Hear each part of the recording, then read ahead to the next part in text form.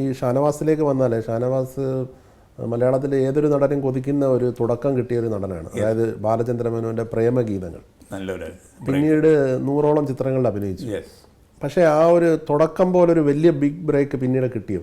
ഇല്ല, അങ്ങനെ കിട്ടിയെന്ന് പറഞ്ഞാൽ ലൈക്ക് ഒരുപാട് സിനിമകൾ, കുമ്പസാരം എന്നുള്ള സിനിമ, ഇടയ്ക്ക് നമ്മൾ അനീഷ് എന്ന് പറഞ്ഞ ഒരു പടം, കുമ്പസാരമാണ്, കുമ്പസാരം കറക്റ്റ്, അതിലെനിക്ക് നല്ല ക്യാരക്ടർ കിട്ടി. And I was very happy. ഞാൻ 100% ചെയ്തും കൊടുത്തിട്ട് വന്നു, എല്ലാവരും അപ്രീഷിയേറ്റ് ചെയ്ത്. പക്ഷെ അതും ഒരു ബ്രേക്കായിട്ട് മാറിയില്ല. പ്രേമഗീതങ്ങളിലേക്ക് വരുന്നത് എനിക്ക് തോന്നുന്നു ബാലേന്ദ്രമേനോൻ ഇങ്ങോട്ട് വന്ന് അപ്രോച്ച് ചെയ്തു. അതെ, പുള്ളി ഇങ്ങോട്ട് വന്നാണ്. ഞാൻ കോളേജ് ഒരു ഡിഗ്രി കഴിഞ്ഞിട്ട് അടുത്ത MA വേണ്ടി കയറാൻ പോയപ്പോഴാണ് പുള്ളി വന്നത്. അന്ന് ഈ അഭിനയിക്കണമെന്നൊരു താല്പര്യം ഉള്ളിലുണ്ടായിരുന്നു? അതെപ്പോഴും എൻ്റെ അകത്തുണ്ടായിരുന്നു, അതില്ലാന്നില്ല. പക്ഷേ അങ്ങനെ മസ്റ്റൊന്നും ഇല്ലായിരുന്നു. ഉണ്ടെങ്കിൽ എടുക്കാം, ഇല്ലെങ്കിൽ അമേരിക്കയോ അങ്ങനെയെല്ലാം പോകാനായിരുന്നു ഞാൻ പ്ലാൻ ചെയ്തുകൊണ്ടിരുന്നത്. അച്ഛൻ്റെ താല്പര്യം എന്തായിരുന്നു?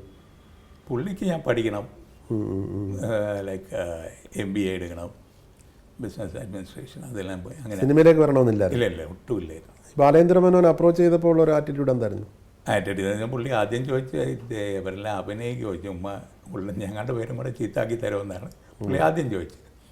പിന്നെ പറഞ്ഞ് ഈ ഹാർഡ്ഷിപ്പെല്ലാം ഇവർക്ക് അറിഞ്ഞുകൂടാ, അങ്ങനെയല്ല ഞാൻ വളർത്തിയിരിക്കണത്, ആ കഷ്ടപ്പാടൊന്നും ഇവർ കണ്ടിട്ടില്ല, അതുകൊണ്ട് ഐ ഡോണ്ട് നോ, താങ്കളുടെ റിസ്ക് എടുത്തോ, വേണമെങ്കിൽ എടുത്തോ എന്ന് പറഞ്ഞു.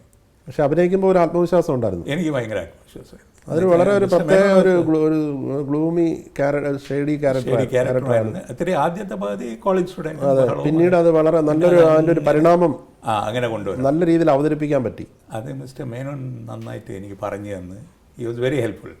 അത് മാത്രമല്ല അഭിനയ സ്റ്റാർ ആണല്ലോ, സോ ഹെൽപ്പ് ചെയ്യാൻ അറിയാം. നല്ല പാട്ടുകളും നല്ല പാട്ടുകളായിരുന്നു. ജോൺസൺ മാസ്റ്ററുടെ സംഗീതം, ജോൺസൺ, എനിക്ക് കിട്ടിയ എല്ലാ പടത്തിലും നല്ല പാട്ടുകളാണ്. രവീന്ദ്ര മാഷിൻ്റെ, ജോൺസൻ്റെ, രവീന്ദ്ര മാഷിൻ്റെ മഴനിലാവ്, അതിൽ നിന്നെല്ലാം ഉഗ്രം പാട്ടുകൾ കിട്ടി.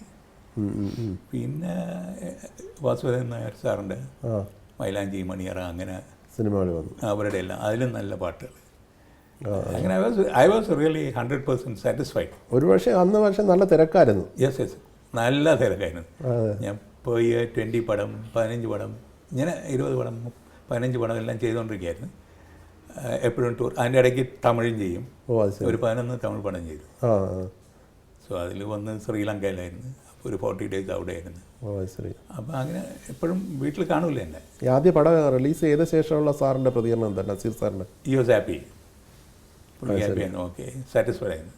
പിടിച്ച് എങ്ങനെയെങ്കിലും നിൽക്കും, പേടിക്കണ്ട. അച്ഛനോട് ഒരുമിച്ച് അഭിനയിച്ചല്ലോ? ഉണ്ട്, അതൊരു 10-11 പടം ഞങ്ങൾ ഒരുമിച്ച് ചെയ്തിരുന്നു.